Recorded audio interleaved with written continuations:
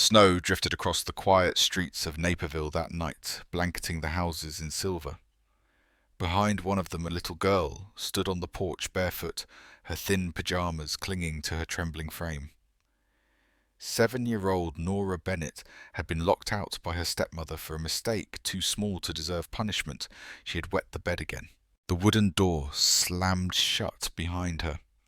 Through the crack of the window she could still hear Sloane's cold voice. "Maybe the cold will teach you to behave." Nora pressed her tiny hands together, breath misting in the freezing air. Tears traced down her red cheeks as she crouched on the step, clutching a worn-out teddy bear. Its ear half torn, its fur stiff from years of being hugged through every fear. She whispered to it, voice shaking. "Mummy said you'd keep me warm." Before we begin this story, take a moment to breathe. Wherever you're watching from tonight, tell me your city below, and let's share one quiet heartbeat for every child who once stood alone in the cold. The wind answered with a cruel howl. Her body trembled harder, small legs tucked under her to stop the sting of the snow-covered floorboards. The porch light flickered and went out.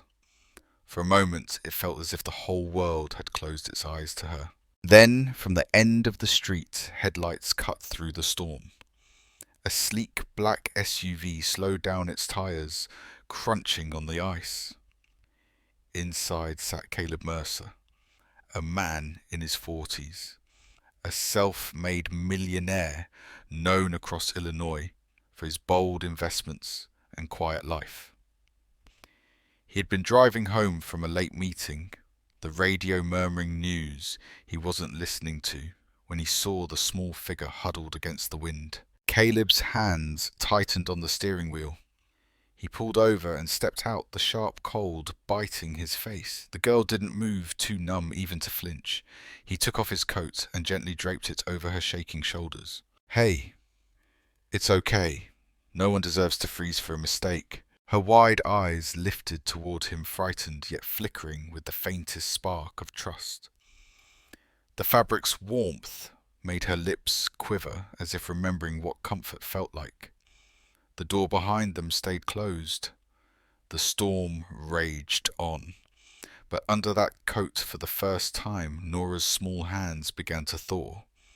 By the time Caleb Mercer brought little Nora to the police station, the snow had thickened into white walls outside the glass. Her stepmother, Sloane Bennett, arrived minutes later, dressed impeccably, mascara smudge-free, voice dripping with concern. "Oh, thank God," she cried dramatically, gripping her chest. "She has this habit of running off whenever she's scolded. I was worried sick." Nora's fingers tightened around Caleb's coat sleeve. She shook her head in panic, whispering, "She's lying. Please don't send me back." But Sloane leaned forward, a sweet smile fixed on her lips. "She's just imaginative," she said to the officer. "You know how children are when they crave attention." Caleb's jaw clenched. He'd seen liars before in boardrooms, in courtrooms, but never one this cold. Just as he was about to speak, a voice rose from behind them. It was Ruth Ellison, the elderly neighbour from next door, snow melting on her grey scarf. "I saw it," she said clearly. "That woman locked the girl out. This isn't the first time either. I've heard her crying many nights." The room fell silent.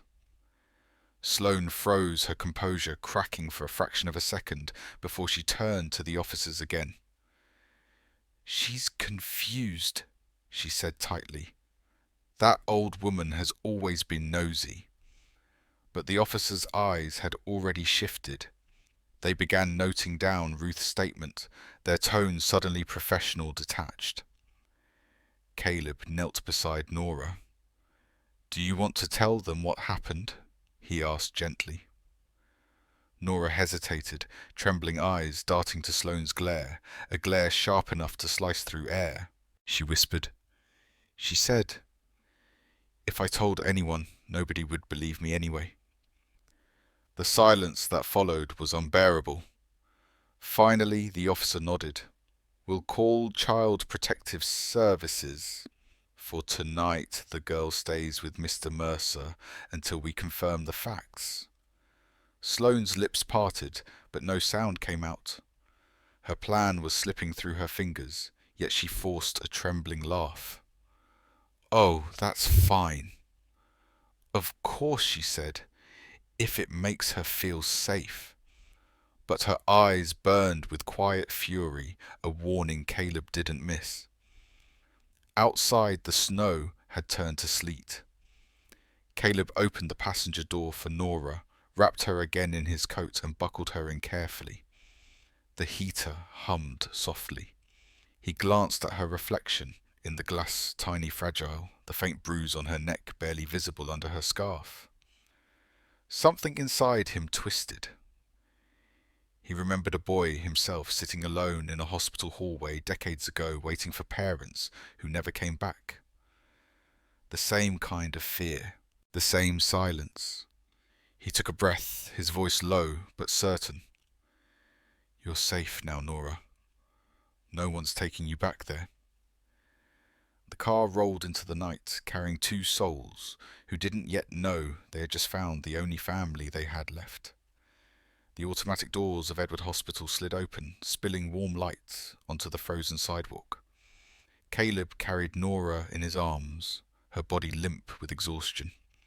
She hadn't spoken since they left the police station, only held tight to her teddy bear, its torn ear brushing against his sleeve like a silent plea. "Stay with me, sweetheart," Caleb murmured as a nurse hurried over with a wheelchair. When they entered the examination room, Dr. Priya Shah, a pediatrician in her 30s, lifted her gaze from a clipboard. The calm professionalism on her face faltered when she saw Nora's bruised wrists. "How long has she been like this?" the doctor asked softly. Caleb swallowed. "Since tonight. But something tells me this isn't the first time." Dr. Shah nodded, already snapping on gloves. "Let's get a full scan and blood work. We'll contact Child Services immediately." Nora didn't resist the tests, but every time someone touched her shoulder, she flinched. When a nurse tried to remove her teddy bear for an X-ray, she shook her head so violently that Caleb stepped forward. "It's okay," he told them gently. "Let her keep it. She's had enough taken away tonight." From behind the glass window, Caleb watched as Dr. Shah examined the results. Dark bruises, old and new, painted the child's skin like a cruel mosaic. There were faint traces of sedatives in her blood, enough to keep her quiet, not enough to kill. He felt something inside him harden, a deep, silent anger he hadn't felt in years. When Dr. Shah came out, her voice was heavy. "She's dehydrated, underweight, and there are indications of long-term neglect. Whoever did this knew how to hide it." Caleb stared at the floor. "Her stepmother," he said quietly. "The kind that smiles for cameras." The doctor placed a hand on his arm. "We'll report it, but she'll need stability, someone consistent, at least temporarily." Caleb looked back through the glass. Nora was sitting on the hospital bed, her teddy tucked under her chin, watching the snow melt down the window. Her reflection looked older than her age, like someone who had already learned too much about pain. When he entered the room again, she looked up, quickly, eyes filled with both hope and fear. "Are they gonna send me back?" Caleb knelt beside her. "Not tonight. You're safe here." She hesitated, then asked, "You promise?" He nodded, the words coming out rough, but certain. "I promise." As she drifted into sleep, her small hand reached out, clutching the sleeve of his coat. Caleb didn't move. He sat beside her all night, listening to the quiet hum of machines and the faint ticking of the clock. The world outside was still cold and cruel, but for this one fragile night, someone stayed. The next morning, grey light filtered through the blinds, of Nora's hospital room. Caleb hadn't slept. He sat beside her coffee, gone cold, eyes fixed on the small figure curled beneath the blanket. When Amelia Torres, a child services officer, entered, with a clipboard in hand, her voice was gentle but firm. "Mr. Mercer, we appreciate your cooperation, but the procedure is clear. The child will be placed in temporary custody until the investigation concludes." Caleb looked up, his voice low. "She's been drugged and beaten, and you want to send her back into paperwork?" Amelia sighed, clearly used to these confrontations. "I don't want that either, but there are rules, forms, hearings. Everything has to go through court approval. Rules. Hearings. Words designed to protect everyone except the child." Caleb's hands tightened into fists. He'd built companies, negotiated contracts across continents, but none of that power meant anything here. He turned toward the sleeping girl, the soft beep of the monitor echoing in his chest like a ticking clock. "Then I'll fight through your system," he said. "Whatever it takes." That same afternoon, he called Reese Callahan, a private investigator who owed him a favor from years back. "Dig into Sloane Bennett," Caleb ordered. "Her finances, her background, everything. I don't care how deep you go." Reese chuckled darkly on the phone. "That kind of job comes with enemies." "I've had worse," Caleb replied, staring out the window at the storm that refused to end. 2 days later, Reese showed up at the hospital with a thin folder. "She's been draining a trust fund under Nora's name," he said, dropping the file on Caleb's lap. "Forgery signatures, fake receipts. It's a whole operation. If this goes public, she's finished." Caleb flipped through the documents, fury rising like bile. "Send it to Amelia. Every page." That night, while the hospital lights dimmed, a new visitor arrived, Logan Mercer. So Caleb's 15-year-old son. He stood at the door, hands in pockets, trying to hide the resentment in his voice. "So this is where you've been? Taking care of someone else's kid?" Caleb exhaled slowly. "It's not what you think." "No," Logan snapped. "You weren't there when Mum left. You weren't there when I needed you. But for her, you show up." The words cut deeper than Caleb expected. He turned toward Nora's bed, where she slept peacefully for the first time in years, and whispered almost to himself, "Maybe it's time I learn how to show up." Logan frowned, confused, but didn't leave. For the first time in months, father and son stood in the same silence. Not anger, not distance, just uncertainty and the beginning of something fragile. Outside, the snow began to melt. Inside, Caleb Mercer, the man who once measured worth in numbers, finally felt something real enough to fight for. The courthouse of Naperville stood under grey clouds that morning, its flag snapping against the cold wind. Reporters crowded the steps, cameras flashing. The headline of the week read, "Wealthy Investor Battles to Protect Abused Child from Stepmother." Inside, the courtroom buzzed with murmurs until the judge entered. At one table sat Sloane Bennett, flawless as ever, her designer suit crisp, her smile rehearsed. Across from her sat Caleb Mercer, calm but tense, with Nora beside him in a pale blue dress and a tiny teddy clutched to her chest.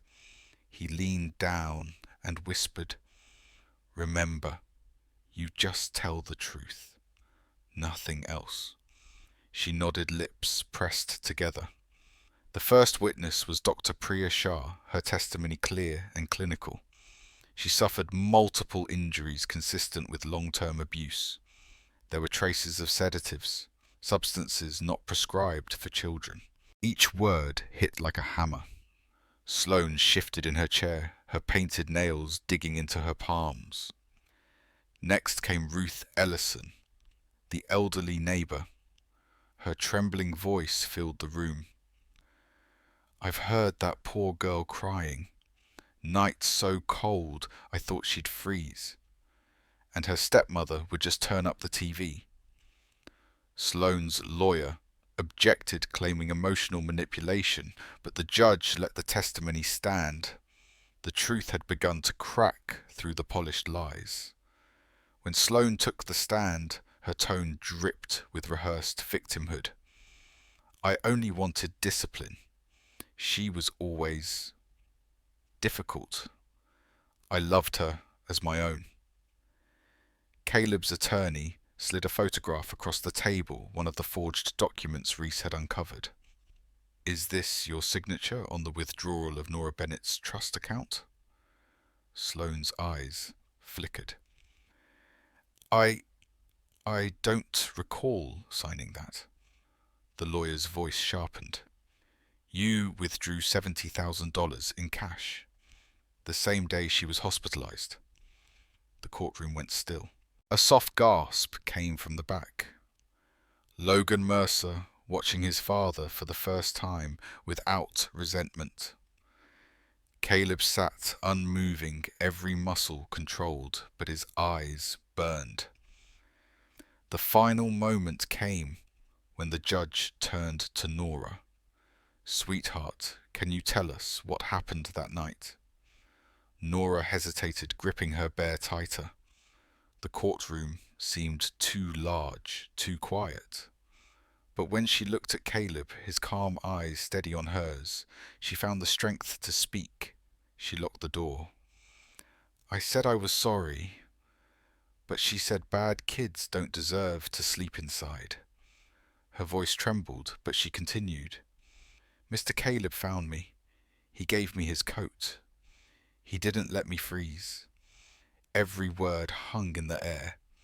Sloane tried to interrupt, her voice rising in desperation. "She's lying. She always lies." "Enough," Judge Harrington's voice thundered. "We have more than enough evidence." The gavel struck once. "Custody of Nora Bennett is hereby granted temporarily to Mr. Caleb Mercer, pending adoption review. As for Sloane Bennett, this court charges you with child endangerment fraud and obstruction." Sloane's facade shattered. She screamed at the officers as they took her away, her voice echoing off marble walls until it faded into silence. Caleb turned to Nora, his throat tight. "It's over," he whispered. She looked up, eyes wide, unsure whether to believe him. Then slowly she leaned forward and wrapped her tiny arms around his neck. "Thank you for not letting me freeze," she murmured. In that instant, every noise in the courtroom faded. There was only warmth, a kind of peace Caleb hadn't felt in years. Some wounds would take time to heal. But as he lifted Nora into his arms and stepped out into the cold sunlight, it no longer felt like winter. Weeks passed since the trial and spring finally touched Naperville. Snow melted from the rooftops, revealing the pale blush of cherry trees along the street. Inside the Mercer townhouse, the air smelled of cinnamon and fresh paint, the scent of a place learning how to live again. Nora's laughter now echoed through the hallways that had once felt hollow. She had a room of her own, white curtains, a small desk by the window, and her teddy bear sitting proudly on the pillow. Every night before the bed, she whispered to it, "We have a home now," as if making sure the words stayed real. Caleb had changed too. Gone was the man buried in silence and schedules. He woke early to make breakfast burned pancakes at least twice a week and learned how to braid Nora's hair awkwardly, but with a kind of tenderness that words couldn't describe. At first she giggled when he fumbled with the ribbons. Then she started saying, "You're getting better, Dad." The word hit him every time Dad's soft yet powerful enough to rebuild a heart. One afternoon, Logan returned home from school, dropping his backpack with a thud. He looked at the drawing pinned on the fridge, 3 stick figures holding hands under a yellow sun. Nora had written beneath it, "Me Dad and Logan." For a long moment he just stared.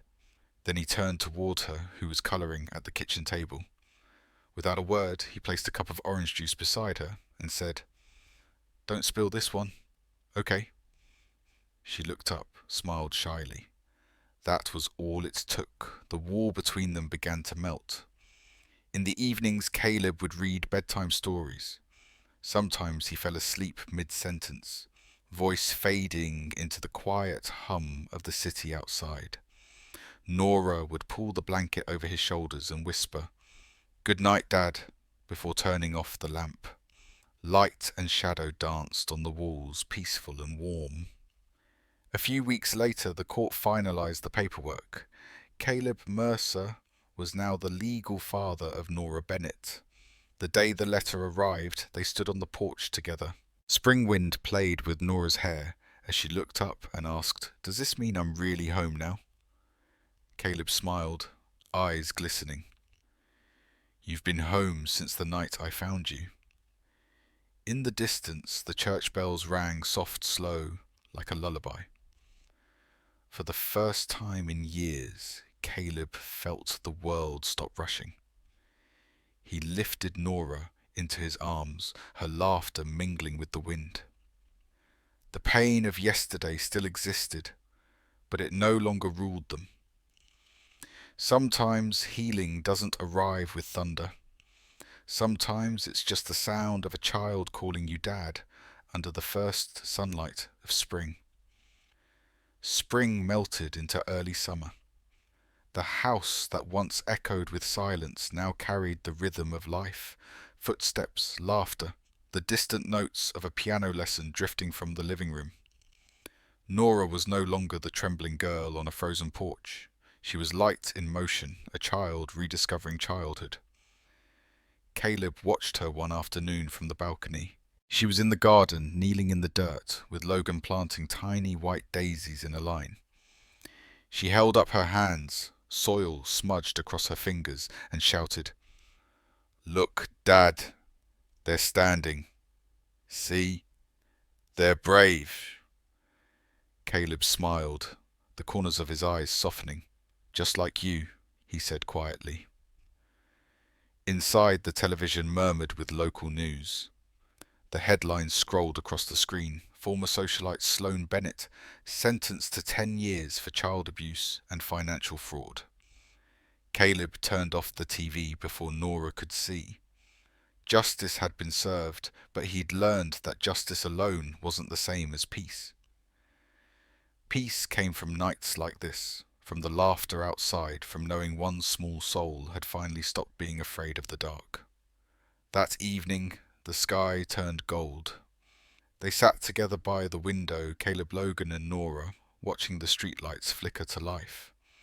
The smell of dinner filled the air, soft piano music humming from the radio. Nora leaned against Caleb's arm, her voice barely a whisper. "Do you think Mommy can see me from up there?" Caleb swallowed the lump in his throat. "I think she's smiling," he said. "Because you're safe now. Because you're home." She nodded slowly, gaze lifting toward the sky as the first stars blinked awake. Her small hand reached for the bedside lamp, the same one shaped like a crescent moon, and switched it on.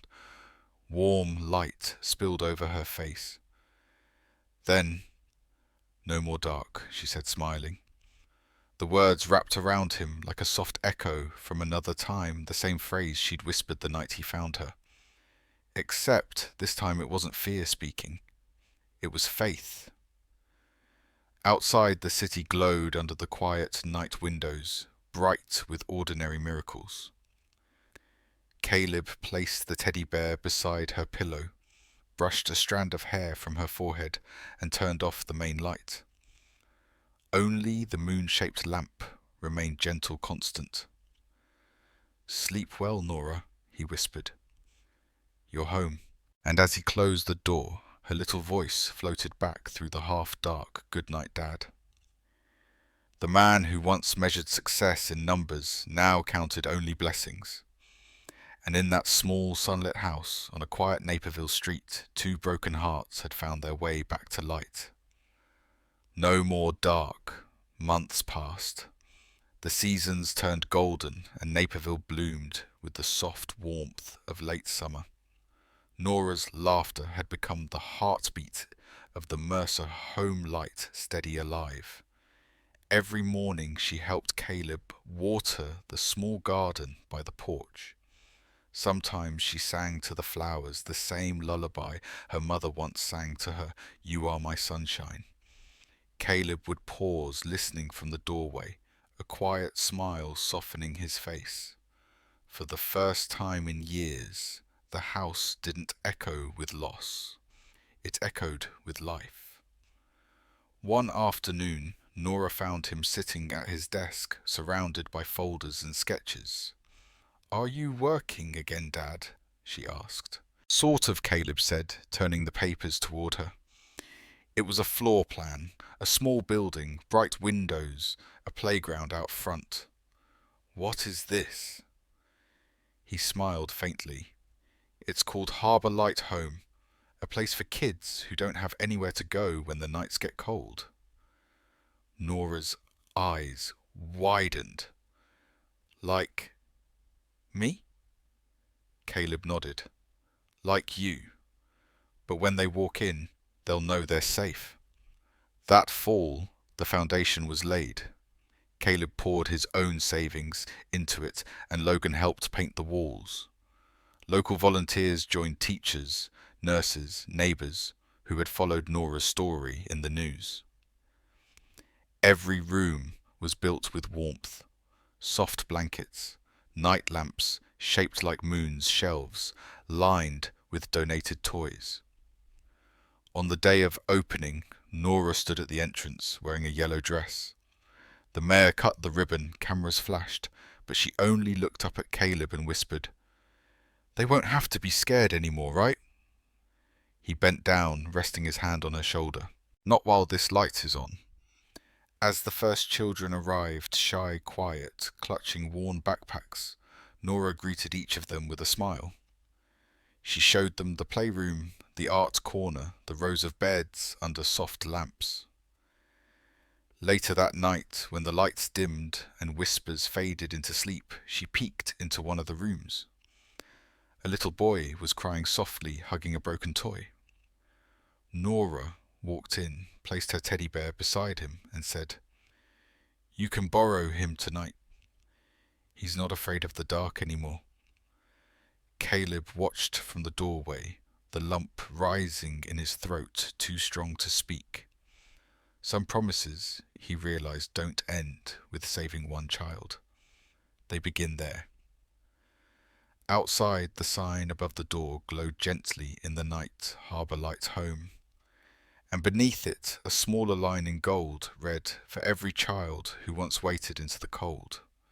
Winter returned to Illinois one quiet evening. Snow drifted once again over Naperville, soft and slow, covering rooftops in silver. But inside the harbour, light home warmth glowed from every window. Children slept soundly under night lamps shaped like stars, their breaths calm and even. In the main hallway, a single picture hung on the wall, a photograph of Nora and Caleb on opening day standing beneath the golden sign. Underneath it, a small plaque read, "No one deserves to freeze for a mistake." Caleb often stayed late walking through the halls after everyone had gone to bed. He stopped at each door listening to the faint laughter, the steady rhythm of safety. Each sound reminded him of the night he found Nora, small, silent, alone in the snow, and the moment that changed two lives forever. He paused at her room. Nora was now 9, sound asleep, beneath a blanket patterned with moons. Her teddy bear sat beside her, a new ribbon around its neck, not worn anymore, but whole. Caleb turned off the hallway light, leaving only the soft glow of her lamp. Outside, snow kept falling. But for those within these walls, the cold no longer meant fear. The narrator's voice fades in calm and low. Justice may come late, but never fails. Sometimes healing begins not with grand gestures, but with a single act of kindness, a coat in the snow, a promise kept, a light left on for someone who's afraid to sleep. The screen fades to white. A quiet piano plays. Words appear, dedicated to every child who once waited in the dark. Then one last whisper. Nora's voice, older, now steady, sure. No more dark. And as the final note lingers, the camera pans towards the glowing sign outside the home harbour light, home shining softly against the snow, a light that stayed.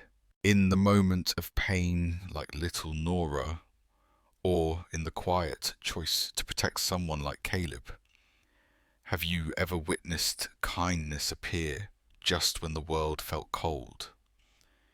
If there was a Nora near you tonight, what would you do to help her feel safe again? Tell us your thoughts below, because even a single line from you might be the light that guides someone who's still standing in the dark. And while we're here together, how have you been lately? Did this story bring a lump to your throat or remind you of someone you once promised to protect?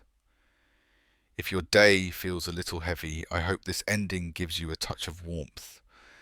A reminder that no matter how long the winter lasts, the light always finds its way home. Our channel will always be here to listen. So please leave a comment and share this video so more hearts can find stories that heal.